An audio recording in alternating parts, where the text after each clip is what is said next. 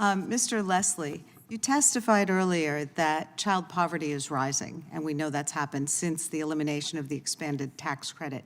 Will Republican budget cuts make that problem worse? Depending on what things we see after the in the aftermath of the budget resolution, absolutely, depending on what kinds of cuts.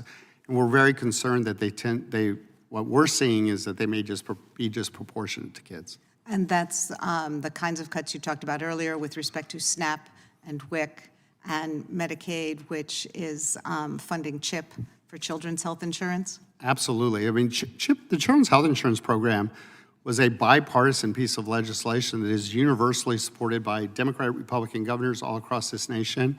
And the polling in America shows that it is the most popular, and people strongly oppose cutting CHIP.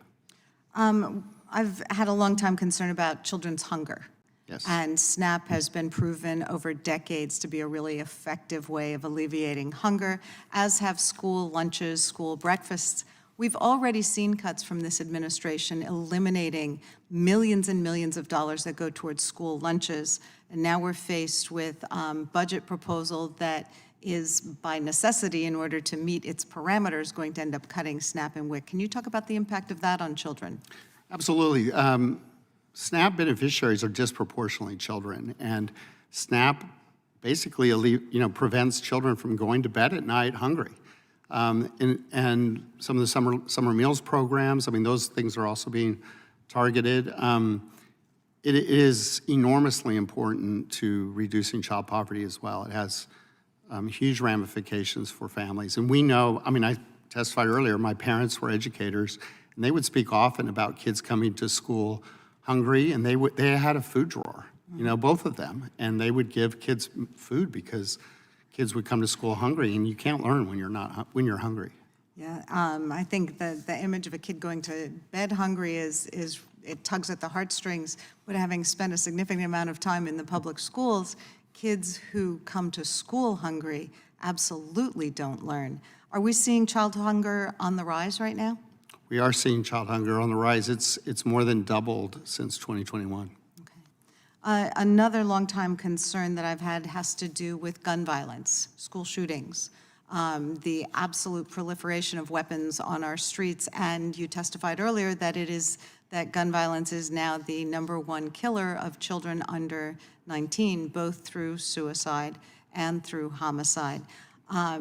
We've already seen this administration cut community violence prevention and gun safety grants to our... We would all agree that we should do all we can to do prevention, and those grants are prevention grants. They're not gun control grants. They're grants to try to reduce, to improve prevention services. And so that's something that hopefully there's a very bipartisan thing.